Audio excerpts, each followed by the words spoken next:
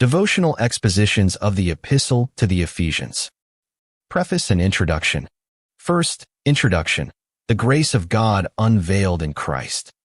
The heart of this devotional series beats with the same sacred burden that belongs to all faithful ministry of the Word, to spread the truth of the gospel of Jesus Christ in all its purity, beauty, and transforming power, inviting readers and listeners into the deep treasury of God's grace in Christ. If Romans has often been called the cathedral of the Christian faith, and Hebrews its soaring bell tower calling us to behold the finality and sufficiency of the Son, Ephesians may be likened to the inner sanctuary of divine purpose, where the veil is drawn back and the church is allowed to see something of the eternal counsel of God. From its opening words, Paul, an apostle of Christ Jesus by the will of God, to the saints who are in Ephesus and are faithful in Christ Jesus. Ephesians 1 verse 1. The epistle lifts our eyes above the small horizons of human circumstance and sets us before the vast, radiant landscape of grace. Chosen in Christ before the foundation of the world, redeemed through His blood, sealed with the promised Holy Spirit, and gathered into one new humanity for the praise of God's glory. Ephesians unveils the eternal grace of God in Christ, showing how sinners chosen by the Father, redeemed by the Son, sealed by the Spirit, and united to Christ are formed into one new humanity, the church, and called to walk worthy of their heavenly calling to the praise of God's glory. Second, the shape of these devotional readings. Each reading in this series will be thoughtfully divided into two movements. The exposition will seek to uncover the timeless truths of the text with careful, reverent attention to context, structure, language, and theology. Reflections for today will then trace those truths into the streets and sanctuaries of ordinary life, drawing out pastoral comfort, searching conviction, and gospel-shaped wisdom. The aim is clarity without coldness, depth without dryness, and warmth without vagueness. An open door for families around the table, for weary saints who need assurance, for young believers learning the grammar of grace, and for seasoned Christians who long to see again the beauty of the church as Christ's body and bride. These readings are crafted to be brief enough for a crowded age, yet rich enough to reward meditation. They do not replace rigorous study. Rather, they stand alongside it, offering a devotional vantage point rooted in the Reformed Baptist tradition. To that end, both classic and contemporary Reformed voices have informed the journey. John Calvin helps us hear the pastoral force of Paul's doctrine. Charles Hodge draws attention to the theological grandeur and precision of the apostles' thought. Thomas Goodwin opens the riches of God's electing love and the believer's union with Christ. Matthew Henry, Alexander McLaren, and other faithful expositors help us feel the warmth and practical force of the text. Lexical and exegetical aids, including the work of Wiest and others, help us listen closely to the Spirit's words, so that phrases such as "in Christ," according to the good pleasure of His will, the mystery, and the fullness of Him who fills all in all, do not merely decorate the page, but open windows into the living architecture of Paul's gospel. Third, the author, Paul, the authorized herald of grace. Ephesians itself is a marvel of apostolic praise and pastoral instruction. Paul identifies himself as its author, not merely as a private Christian offering religious reflection, but as an apostle of Christ Jesus by the will of God. He writes as one sent with divine authority, a commissioned herald whose message does not rise from human speculation, but from the revealed counsel of God. Though some strands of modern criticism have questioned Pauline authorship on linguistic and stylistic grounds, the witness of the early church strongly supports the apostle's own claim, and the letter's spiritual depth, doctrinal coherence, and Christ-centered majesty bear the unmistakable stamp of Pauline theology. This matters for how we hear the epistle. Ephesians is not merely a meditation on Christian spirituality. It is apostolic revelation. It comes to the church with the authority of Christ, through a servant appointed by the will of God, to unfold the riches of grace and the glory of the church in God's eternal purpose. Fourth, the setting, a prison letter with a heavenly horizon. The epistle belongs among Paul's prison letters, most likely written during his first Roman imprisonment, around AD 60 to 62. It comes to us not from an apostle seated in comfort, but from a servant of Christ in chains. Yet there is no bitterness in its tone, no narrowing of vision, no captivity of the soul. Under guard in his rented quarters, Paul's body was confined, but his gospel was not bound.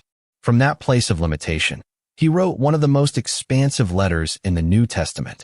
Rome could chain the messenger, but it could not chain the mystery now revealed, that in Christ, God is gathering all things together, reconciling Jew and Gentile into one body, and displaying through the church the manifold wisdom of his grace. Fifth, the recipients, saints in a world of idols. The destination of the letter bears its own quiet significance. Traditionally addressed to the saints in Ephesus, the words "in Ephesus" are absent from some of the oldest and weightiest manuscripts, leading many to conclude that this epistle may have been intended as a circular letter for the churches of Asia Minor. Whether first received in Ephesus alone or circulated among several congregations, the setting is deeply fitting. Ephesus was a strategic city, a center of commerce, religion, idolatry, and occult practice, renowned for the great temple of Diana. In such a world, Paul does not offer the church a thin morality or a private spirituality. He unveils the cosmic reign of Christ, the spiritual wealth of believers, the unity of the redeemed, and the armor of God for conflict with unseen powers. The gospel that entered a city of idols came not as one more religious option, but as the triumph of the risen Christ over every principality and power. Sixth, the occasion and purpose. The mystery revealed in Christ. Unlike some of Paul's letters, Ephesians does not appear to have been written to correct one immediate crisis or combat one sharply defined heresy. It is not driven by the urgency of local disorder in the way that Galatians confronts legalism or Colossians guards the supremacy of Christ against false teaching. Ephesians is more like a mountain summit from which the believer is invited to see the whole sweep of redemption. Its purpose is to unfold the mystery of the church, that Jews and Gentiles, once divided by covenantal privilege, ethnic hostility, and spiritual alienation, are now made one new humanity in Christ. Paul writes to establish believers in their spiritual wealth, to promote unity and love within the body, and to ground Christian conduct in the mighty acts of God. Doctrine is not a cold statue in Ephesians, it is a living river. The first half flows with blessing, election, redemption, resurrection power, reconciliation, and divine mystery. The second half turns that grace into a walk worthy of the calling. Unity, holiness, love, light, household faithfulness, and steadfast resistance in spiritual warfare. Seventh, the two great movements of the epistle.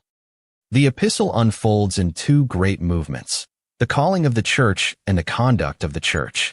Ephesians first shows us what God has done for his people in Christ, and then it shows us how those people are to walk in light of that grace. The order is important. The imperatives of the Christian life arise from the indicatives of divine grace. The church walks because God has first blessed, chosen, redeemed, raised, reconciled, and strengthened his people in Christ. A. The calling of the church, Ephesians 1-3. In chapters 1 through 3, Paul draws the believer into the heights of God's eternal purpose. He begins with a doxology of blessing, showing that every spiritual blessing comes from the Father, through the Son, and by the Spirit. He prays that the eyes of the heart may be enlightened to know the hope of God's calling, the riches of his inheritance, and the immeasurable greatness of his power. He declares that sinners once dead in trespasses have been made alive together with Christ by grace. He announces that the dividing wall between Jew and Gentile has been broken down, that strangers have become citizens, and that the redeemed are being built into a holy temple in the Lord. He then opens the mystery entrusted to him as an apostle and bows in prayer that believers may be strengthened with power through the Spirit, rooted and grounded in love, and filled with all the fullness of God. B. The conduct of the church, Ephesians 4-6. In chapters 4 through 6, Paul turns from the church's calling to the church's conduct. The gospel that seats believers with Christ in the heavenly places also teaches them how to walk on earth. The church must walk in unity, preserving the bond of peace and growing into maturity under the ascended Christ who gives gifts to his people. The church must walk in holiness, putting off the old self and putting on the new. The church must walk in love and light, imitating God as beloved children and exposing the unfruitful works of darkness. The household itself is brought under the lordship of Christ, as husbands and wives, children and parents, servants and masters are summoned to live before the Lord with humility, order, sacrifice, and reverence. Finally, the church must stand in the evil day, clothed not in human strength, but in the whole armor of God, praying at all times and resisting the spiritual forces of darkness. Eighth, why Ephesians speaks to us today. What emerges from Ephesians is a message at once ancient and urgently contemporary. In an age of identity confusion, Ephesians declares that the believer's truest identity is found in Christ. In a world fractured by hostility, suspicion, and tribal pride, Ephesians proclaims one new humanity created through the cross. In churches tempted either to doctrinal coldness or shallow activism, Ephesians binds together heavenly truth and earthly obedience. In a culture that sees spiritual evil either as superstition or entertainment, Ephesians soberly reminds us that the Christian life is lived under the reign of Christ and amid real conflict with unseen powers. And in hearts worn down by guilt, weakness, and spiritual forgetfulness, Ephesians announces that salvation is by grace from beginning to end, so that no one may boast. Ninth, no small thoughts of Christ or his church. This is not a letter that allows the Christian to think small thoughts of salvation, the church, or Christ. It gathers the believer into the vastness of God's eternal design and then sends him back into ordinary life with a worthy walk. It teaches us that the church is not a religious club, a voluntary association, or a fragile human invention. The church is Christ's body, his fullness, his workmanship, his temple, his bride, his household, and his army. Her unity was purchased by blood. Her holiness is shaped by resurrection power. Her mission is guarded by divine armor. Her destiny is tied to the praise of God's glory.